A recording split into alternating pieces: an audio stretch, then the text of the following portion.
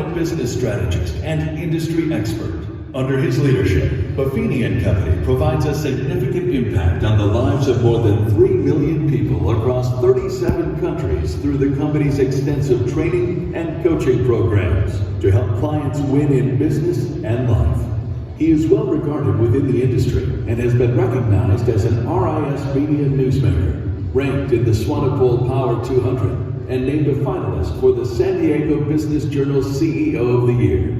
Please welcome to the stage the incomparable Dermot Buffini.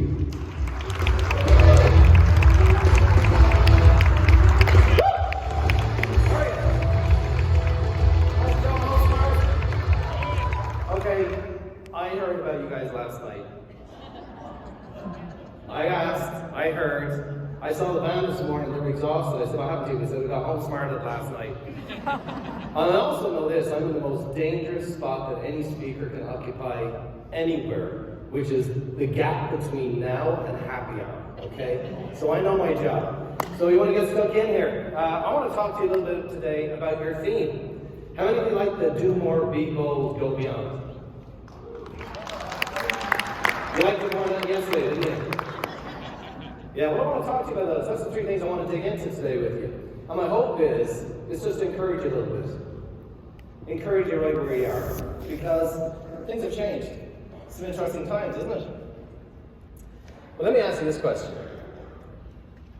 If I came to you today and I said, I need you to do more, how do you feel about that? How many of you feel right now that tired? I already have way too much on my plate? Yeah? How many of you feel like when I say I need you to do more, you can just feel that like, oh, sweet mother of mercy? Anyone? Yeah. Or am I the only sinner in the house? Yeah. You know what? All of us have got a lot on our plate, don't we? And you know what I've always found is that the people who are the doers, the people who do a lot, they're always the ones who feel like they're not doing enough. Can I get an amen? But what about if you're doing the things you're designed to do? What about if you had more peace in your life? What if you had more joy, more happiness, more fun? Apparently last night, we don't need to revisit that. You guys already taken care of that. And how about a few more books? Would that be good? Great. Well, I want to dig into that a little bit here. You know, for me, I think a lot of times it's very easy for us to question ourselves, or we don't know where we're going, or we don't have clarity for the future, or our current circumstances are dictating so much to us in our world. But I think that when I think back at my own life and my own career, and I have a good perspective, I can realize, man, I never thought I'd ever do this much. Is anybody else in the same spot? I never thought that I would be working with my brother, running the largest coaching and training company in the world, and working it for 23 years. By the way, he's the one beside the handsome guy on the screen.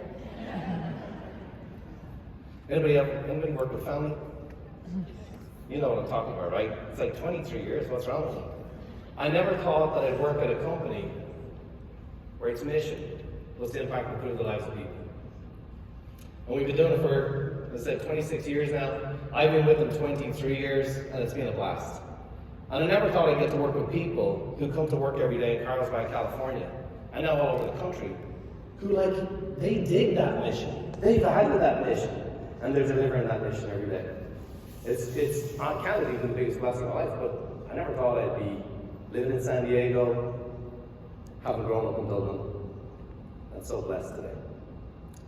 I never thought we'd be doing this. I never thought we'd have trained and coached over 3 million people in 26 years.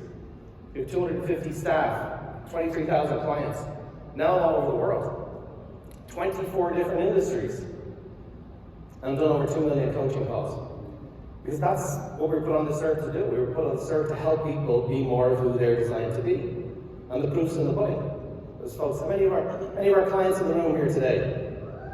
Yeah, okay, great. I was almost enthusiastic. Everything okay? Do I need to challenge you afterwards?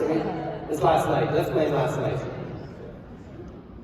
I tell you that just to say, I honestly can't believe when I'm in a good spot that I actually get to do that. Because my story, like your story, it didn't start there. And if you're all right, I'd like to share with you a little bit of my story so that maybe you'll see a little bit of your own story. So when I was 12 years of age, growing up in Dublin, I was the second youngest of 6 kids. Our dad was a painter and decorator. We all worked in the family business. We were hard workers, but there wasn't a whole lot of opportunity in Ireland. So at 12 years of age, I was playing soccer, and I realized I was pretty good at soccer. And I was playing with older kids, and I found out these kids were going on trials to Manchester United, to Liverpool, to Spurs, all overseas, and I was like, I think I'm going to do that. So I got busy and I worked hard, and I got selected to play at the schoolboy academy in Ireland, that their main job is to be a nursery for all the teams in England and Europe. And I was like, I'm on this. And I was doing really well. And I was cranking along, and I was like, this is what I'm going to do. Well, have any of you ever had some plans that maybe didn't go according to plan? Yeah? Well, when I was 15 years of age, I broke a disc in my back. Playing soccer, came down, landed wrong, and I didn't know at the time that the dream was over. And the Irish medical system wasn't exactly great either. They told me I had a torn hamstring, so the next 2 years I tried to rehab treatment a bad hamstring with a broken disc in my back. So sometimes stubbornness is a good thing, and sometimes not so good. I healed from that. I didn't know at the time that there wasn't a club in England going to buy a broken kid with a broken back. So I was still like, yeah, come on, this, I'm going to do it. And at the time, a lot of kids were going on soccer scholarships to the United States. And so, one guy over there who's a coach, he had a friend in Ireland who heard about me, and he says, I think you should look at this kid. And guess where the college was? It was the University of San Diego, which just happened to be where all my brothers were. And that didn't deter me, but it did. I did think about that because of that. So I talked to the coach, and he said to me, hey, listen, I don't have a scholarship for you this year, but I might have one next year. I said, great. He goes, I need you to do 2 things. He said, I need you to go and earn some money. You have in your pocket when you get here, you got a few bob in your pocket, it'll serve you well. And the second thing, I need you to put on some weight. I just want you to know I've excelled in both of those things for the last 30 years. So it's like, okay, I gotta get a job, and I don't want to work with my dad in the painting business. So I had a neighbor, always worked hard for other Buffini's. And this guy, his father owned a bunch of shoe stores all over Dublin. And I told him, I need to get a job. You know, anybody wants to hire a young kid who wants to work hard? And he said, why don't you come work with us? Has anybody ever been to Dublin? Yeah? So you might know this is Grafton Street. It's in the heart of Dublin. All the stores, all the shops, really swanky. And I got to work here. And this is the store I got to work at. And it was there. And I loved it. I got to learn the difference between selling men's shoes to men, ladies' shoes to ladies. It is not the same experience. In fact, that's a whole seminar in itself. Guy walks in, shoes, no. Color, black, brown. Okay, great. What size? 9, 10. Okay, any idea? Like, you look like you're 35 years of age. We could have dialed this in by now. Oh, yeah, whatever. So you go get. Now, every man will do this to you. They'll put the shoes on, they'll go this to you. You want me to go down? And they'll pull their toe up in the shoe. Like their moms used to do when they were 6. And I spend all this time here going, men do need just a little bit more help, don't they? Women, they hunted packs. They come in together, they swoop in like SEAL Team 6. I'm like, ladies, what's up? We okay? Yeah, bring your shoes. Shoes, good, I got shoes. Go to the sale rack. These shoes are $10 each. Great deal, great set. Sizes 2 and 3 only. Canary yellow stilettos, you see when they're on sale for €10. Lady goes, do you have these in size 6? Sorry, man. You read the sign, and then I look at all of her buddies, and I'm like, don't mansplain this one, buddy. I'm like, yeah, no, I don't have size 2 or size 3. Okay, I think I only have a size 2 in them. Ladies, what did she say? I'll try it. And I had 17 years, learned a valuable skill working at that shoe store, how to serve people based on their need and how they see the world, and literally men and women, and also to serve a woman in such a way that she doesn't just kill you, but all her SEAL Team 6 friends kill you too. The reason I tell you this is because these are markers in our life. They're things that we've learned along the way in all of our stories. And in my office today, if you go to Buffini and Company Cars, I don't know if you do sometime, we'd love to see you, come by and see us. You'll go to my office and I have this on my wall as a reminder of where I started. Because it also helped me to remember how lucky and how blessed I am to where we are today. But what that taught me was, it taught me service. It taught me how to serve somebody. After working there for a number of years, I also got another opportunity through a firm.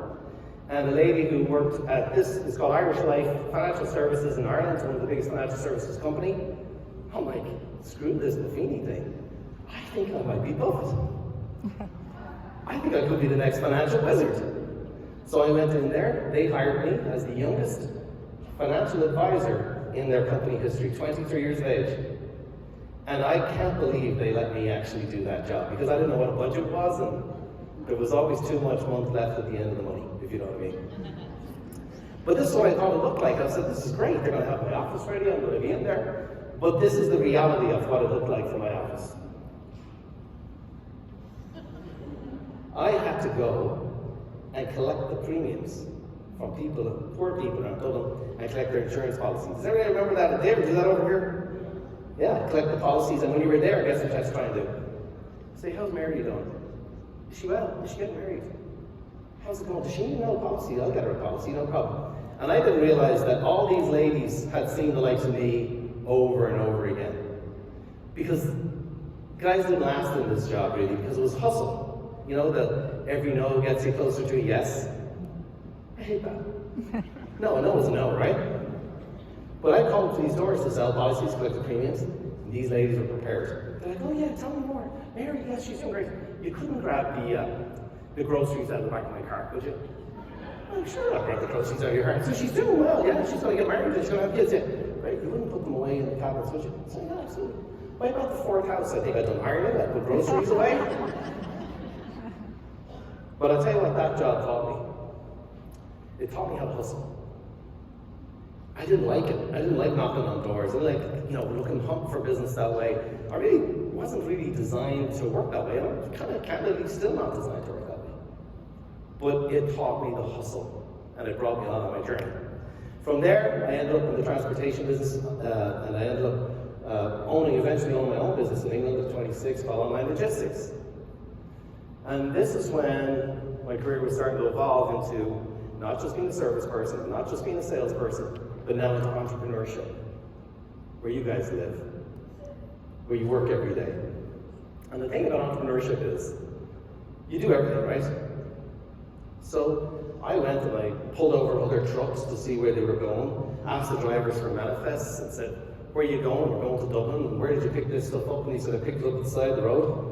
And I go in behind them, and I go, how you doing? I'm just up the road from you. And how did you find out about it? So I pulled this truck over the side of the motorway. He said, you pulled the truck over the side of the motorway? Yes, you did. They call that hijacking in Ireland. But it taught me that the fact is, if I wanted food in my meals, and I wanted to be a successful entrepreneur, I needed to get going. But I did everything there. I found the customer. I loaded the trucks. I did the invoicing. I did it all. I nearly killed myself. You can see my hands are black. It's not because I had boot polish in my hair. My hands are black from doing the work and doing the labor. But from that I learned the logistics side of the business. So I was working in England, and at the time, and this was around 1997, my brother, he had gotten out, done really well in real estate, and now was speaking at events. And he was doing an event in Salem, Oregon, in your town. And he said to me, why don't you come on over and work with me? And I said, well, can I know what you do first? Would that be okay if I could just check that out? So he said, well, this is what I'm doing. I said, all right, well, I need to go and see this. And, in Ireland, we're kind of skeptical. Like, personal growth and development is still a very new thing in Ireland. Americans have been doing it for years. And we're skeptical of that. We don't believe anything. In Ireland, they'll always say, are you serious? And you say yes, they'll say honest to God. They still won't believe you. So he described what he was doing, and I said, I don't know what this. He said, come and see the event. So I went to an event. There's about 400 people in the ballroom. Now let me ask you this. Have any of you ever gone to one of your siblings' seminars? Would you go? I went out of love. And he didn't charge me, but he thought about it. And I went to the event, and I got to see my brother do something that I'd never seen him do before. And instead of seeing him as a 16, 17, 18-year-old, I saw this guy in his gifts, what God put him on this earth to do. I was like, okay, I'm going to go and talk to the audience, because there must be something wrong with him. And I go to a person and say, why are you here? Because it's changed my business, changed my life. Oh, that's something else. Why are you here? Same answer, same answer, same answer. So I was like, So then I came back to him and he goes, why don't you come over and work for me? I said, I don't know what you got going on here, but I actually believe it. I said, but how about this? How about you make payroll for the next 2 years and stay out of jail with this thing? And I'll come in with you. So 1999, I go, hey, because I got to that point in my life where I needed to move. And I didn't want to be where I was. And it involved risk. And even though it was my brother, it was moving country, saying goodbye to your family, saying goodbye to your friends, leaving something behind to grab onto something else. So I called him and I said, listen, I'm coming. He goes, no way. When? I go, Thursday. It was Thursday. What do you mean by Thursday? I said, well, today's Tuesday, and then there's Wednesday, and I'll be there. Anybody ever work for a sibling? Yes? Well, here's the thing about working for a sibling. Whatever the lowest rung of the ladder is, they'll find two below. And he did. And I went to Buffini and Company, and I ran the events, and I did all this stuff. And at the same time at some level, I was kind of in my ego thinking, hey, I was running my own business. I was the CEO of my own company. Now I'm calling agents in Pasadena who don't speak English and they don't think I speak English. And I'm trying to get them to an event. And I was just like, you know what? I'm just going to grab this opportunity and just grab it with both hands, put my ego aside and do all I can to serve and help and grow. And I did that, and I worked my way through Buffini and Company, and I got to know it. Being the last name Buffini and Buffini Company does not help you. And I worked from there, and next thing I realized, all of my experience in my past was now serving me in my future career. I knew the service side of things. I knew how to hustle. I understood transportation and logistics and getting things on time and delivering when you're supposed to for the client. And so Brian worked my way through the organization, and then he gave me an opportunity. He said, look, a lot of companies need our help. Why don't you go build relationships with companies? And I took us into Canada, States, and now we're doing stuff all over the world. And then in 2013, he came to me and said, I've been the CEO of this company. I think you need to be the CEO of this company because we need your experience and what you've learned to take us to the future. And I was like, and then I saw a car screaming out of the car park, tires, and I went, he's happy to be out here. But every piece of my journey had prepared me for this stage of the journey. And I was the reason I'm saying this is because I think this year is a great year to calibrate, to recalibrate about where you are. We've been in some very, very hot markets, and hot markets don't promote good habits, do they? And so this year is a great opportunity to take some time to not just reflect on your story, but reflect on those things that you've overcome that have helped you get to where you're getting to. I was working with one of our producers, and I said, look, I need a quote that's like, it's something like, what I'm trying to communicate is that the purpose of our past experiences is to prepare us for our future opportunities. So I said, could you find a quote like that? And she came back and she said, no, I think you should use that quote. I said, I can't quote myself. And she goes, well, your brother does all the time. So I believe that. Does anybody else believe that? It's by me. Your past experiences, they're just preparing you for the future. Let me ask you this. Are you capable of doing more? How many of you drank more than you attended last night? How many of you danced longer than you attended last night? See? I know you can. I know you can, but maybe you've done so much in your life that you've forgotten that you can actually do it again. How are things out there? How are things in the marketplace? How's the news? Is it good? News not good. Huh? No. Here's what I found is, the news is, everything is terrible. Is everything terrible? No. They need it to terrible. You know why? Because if it doesn't lead, and nobody gets a click.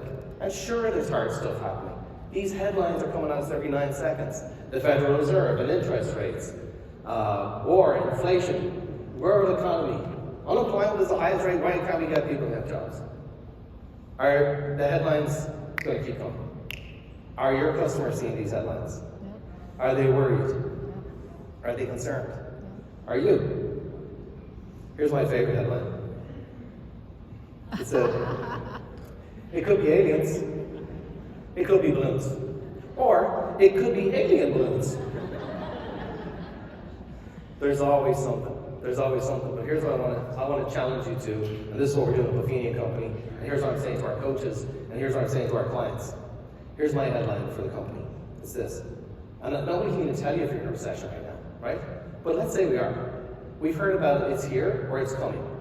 We're just deciding not to participate. Let your competitors compete in that. Let them worry about that. We're not doing it. Now, does that mean we're immune from it? No. We'll deal with those things, but we know how to do it. But no, we've heard about it. I'm not interested. We're going to ignore it. And here's my challenge for you. What's your headline going to be in 2023? What's your headline going to be?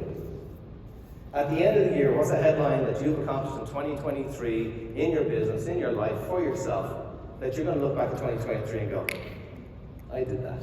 I did that. So here's some fun headlines I was just messing around with. Maybe HomeSmart agents generate record number of referrals in 2023. Maybe they close a record number of sales in 2023. Maybe you swim in a surplus of cash all in 2023, just backstroking your way through the year. The last one's the headline I look for. This is how I get measured in my job, and we get measured as a company. Buffini Company client makes $370,000 a year and takes 5 weeks off. We're seminar speakers, we engage, we exaggerate. So here's the truth. Last year, our clients made $369,400, and they took 5 weeks off. Yes, it's good stuff. It is good stuff. Are they smarter? No. Are they? Yes. Sorry. Are they speaking with Irish accents and that's where the magic flows from? No, they're focused. They know what they're going to do. They know what they're going to do. They're not worried about, AI and chat GPTQLX, HAPPY, MICK. They're not worried about it. They're getting on about it. So here's my hope for you this year. Here, if I can give you a cheat sheet, would that be helpful? Because you're like, oh my God, if I'm going to keep talking, and the story's going to go on forever. Here's what I hope you get more of this year. I hope you get more referrals than you did last year. I hope you make more sales because you generated more referrals than you did last year. I hope, and this is really important one, I hope you take more money home in your pocket this year and that you have the best net income year of your careers. But wait! There's more. And this is really important, especially for you guys. Time off. I want you to take more time off next year, this year. Time that's planned, time that's paid for, times that you're looking forward to. You give yourselves a break because what you do is hard, what you do is tough. What you do, does it take some energy to do what you do? So you need to give yourselves permission to take some time off. Does anybody here have a hard time giving themselves permission to take some time off? It's always the case with the most driven, the most entrepreneurial. So that's what I want you to get more of. So we got to get to be bold, and I promise you we'll get out of here before tomorrow morning. I promise you. But how many of you want to be bold? You do? Yeah. I do too, but sometimes I'm not. Sometimes I want to play safe. I think the older you get, the more it's like, oh, kids are going to college, I got mortgages, I have payment. It's hard to be bold. It's also hard to be bold considering we're on the post-COVID hangover. And I hate to bring up hangovers and keep bringing it up and shaming you. Has anybody ever had a hangover? Are they fun? Anybody have one right now? They're not fun.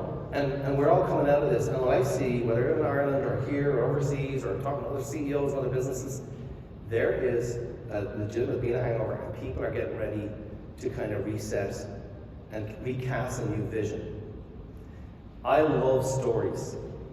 Histories, we're just embedded with stories, left, right, and center. Our own stories, personal stories, family stories. I'll share a couple here with you in a second. But the definition of bold is this. It's showing an ability to take risks and being confident and courageous. And I think that, as I said, I think it's harder and harder to do the more you have on the line. So I don't know if you know this, but the United States is one of the only countries in the world to ever write a bold goal and announce it across the world. Everybody know what it is? Now on the moon. JFK said this, he said on May 25th, 1961, he said, I believe that this nation should commit itself to achieving the goal before this decade is out, of landing a man on the moon and returning him safely to Earth. Now, why did they do that? Because the Russians were kicking their butt, right? The Russians were the first in space, so that was the motivation. It's like, no, this is American. That's our moon. We're going to go take our moon. But if you look at that statement, it has vision. It calls for commitment. It has a timeline. And the most important thing that Neil Armstrong was looking for, landing a man on the moon and returning him safely to Earth. It wasn't a reckless goal, it was an intentional goal. In 2004, myself and Brian, we had our mastermind event with about 5,800 people in the MGM down the road. And we got Neil Armstrong to come and speak to 5,800 realtors. An engineer from NASA to come talk to my kids. And he had a blast. And the lessons and what he shared. They put a man on the moon with less technology in their spaceship than they had in the back of their Casio watches. But he said a couple of things stood out to me. He said, look, when you share a goal, it takes a village. It requires a community of people. He said there was 300,000 to 400,000 people in Cape Canaveral and across the United States who were committed to that goal. And he said, when you went there, you couldn't tell whether it was day or night. There were people that had their energy. They were against the timeline. They were all on board. They were like, yeah, let's do this. And he said, best of all, he goes, every night when you drove home, the goal was right there. It was always in front of them. It's a good story. You do the same. Now I'm going to share you an Irish one. Does anybody know what this is? Built in Belfast, baby. If you go to Belfast, they have t-shirts. This is the Titanic Museum, I highly recommend you go. You go there and they have t-shirts and it says, it was fine when I left here. But the thing about the Titanic, it also had a very bold goal. It was going to be the fastest passenger ship to ever cross the North Atlantic. There was a tremendous amount of ego behind this. There was a tremendous amount of ego on the ship of anybody wanted to be on that maiden voyage. They had a goal. The goal was they were going to depart April 10th, 1912, and they were going to arrive in April 16th, 1912 in New York. They were under pressure. The chairman of the board was on board. They had the captain of captains on board. It was his last ship, and he was going to moonwalk off the bridge and go, boom, baby, that's what I just did. So, it pulls out of Belfast, it goes to Liverpool, it's picking up other passengers. It was actually changing crew, but they were in a hurry. Let's go, let's keep going. The lookout comes down, he's off, new one on. Officers on board, away they go. So what happened? Why did it sink? Iceberg. Yes, that was the final nail in the coffin. But a series of things happened on that journey. They weren't prepared. Number one, there was conditions. The conditions were perfect. But I get great marks. I got all the clients in the world. I didn't have to advertise, I'm just doing transactions, it's fantastic, I'm writing checks. The conditions were deceiving. Like a good market can be deceiving. There was a thing called an Arctic mist, which meant that objects looked a little further away than they actually were. The icebergs, they were expecting icebergs, they knew what to expect. This wasn't the first crossing. But the icebergs were a little further south than they expected them to be. They were having passengers communicating in telegrams, and they put those passengers' telegrams ahead of their own safety. And so they basically ignored 9 different signals from other ships that were passing by to say, they're further south, go left, go left. And so they kept plowing along. Second part of it is this gentleman here, his name is Frederick Fleet. He was a lookout. And Frederick Fleet, he couldn't see. And the reason he couldn't see is because the other lookout got off the ship with the keys of the binoculars case in his pocket. And he had no binoculars. And he had no visibility. And he didn't see that iceberg until he was 1,500 yards away from the iceberg. And those souls said that. So, thanks for being here today. Hope this helps with the drinking. I brought you down to a hot, really just depressed level. The reason I bring this up is because still bold vision, but they weren't prepared. And the thing about it, there's one thing to be bold, there's another thing to be reckless. So here's my questions for you guys. Are there signals that you've been avoiding? Are there things that can happen in your life or in your business that you're like? And if you don't know if you're ignoring them, I highly encourage you just ask your spouse. They're really helpful for this. Or a friend you can trust. Secondarily is, what are the icebergs that are in your way that are always in your way? Or that maybe they're not in your way, but you always seem to find it. Is anybody like that? Because I'm a sinner, chief of sinners up here. Those icebergs that I'm always going to look for, that's just my tendencies. It's where I'm going to end up. I'm going to get distracted. I'm going to look for them. What are they? And then the last question is this: who's watching out for you? Who's your lookout? Who's your team? Our clients have coaches. Tell us where you want to go, how you want to get there, what the goals are, and they're watching all the way ahead. They're always watching ahead, so you can just worry about serving your ship. So that's what I challenge you to do. This is the time to do it. You've done so well to get here, and here's what I know about you guys. You're here. There's agents going to be getting out of business left, right, center. Has anybody seen some agents in the business? There's more to come. You guys show up, you go on airplanes, you come, you invest in yourselves. You get drunk, you dance your asses off, and then you pretend to work, and then you write it off. That's okay. I won't care about anybody else. I promise you we're getting there. So the last one is go beyond. I didn't get to hear the Iron Cowboy yesterday. I really wish I'd heard him. He sounds like a guy kind of goes beyond. I don't know with those people. I don't even talk to them. I don't even make eye contact. I'm like, yeah, let me know how it goes. I'll tell the story. But we know we're capable of more. Do you know you're capable of more? I am. But you know what? It takes a village. It takes a team. I heard about him telling a story where he came off the bike and his buddy, he fell on the ground and his buddy got him back up and knew the goal and got behind him and made it happen. So here's what I would tell you. Here's what I do know. It requires investment of your time, of your energy, of your resources. And so I love this quote from Jim Rohn. Anybody a Jim Rohn fan in the room? Love Jim. You are the biggest asset in your business. If you're not working and if you're not investing in yourself, you're in trouble. Jim said, invest in yourself is the best investment you can make. Because it will not only improve your life, it will improve the lives of those around you. Does anybody want that? I know I do. And I can tell you this, with the people I get to work with, they make the investment, they show up, and it's just blessed. When we do our mastermind event every year, our clients, they come and they have a great time. But last year we had 800 kids in the room, from the age of 22, because mom or dad had taken a chance, gone for it, invested, changed their business, changed their life, and they said, come with me. And it's inspiring, and I want that for you guys. I said I'm an Irishman, I don't have education, so I just depend on stories. And I have a HomeSmart story I want to share with you. And there's more in the room, isn't there? A great story. This is a story of an agent called Kathy McDermott. And Kathy McDermott, great HomeSmart agent, and she had to do more because her life demanded more of her. She was in real estate, her mom got sick, she had to put her in a home, and she needed some extra money. So she gets up in the morning, she's going to Starbucks at 3 o'clock in the morning, she's working a full shift, she's coming back, she's doing real estate, she's after it. She's just getting after it and getting after it. Then she's like, okay, I can't sustain this.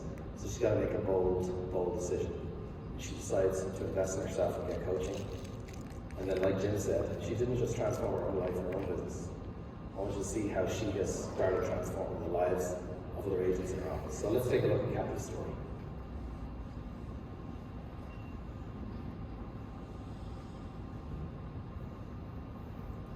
I had started Starbucks when my mom went into the nursing home, and 4 months later she passed. It was a really hard time. I'd get up at 3 in the morning, get to the Starbucks, open it at 4, and work till about 9 o'clock, come home, and then do my real estate, answer the phone calls, get back to people because they've left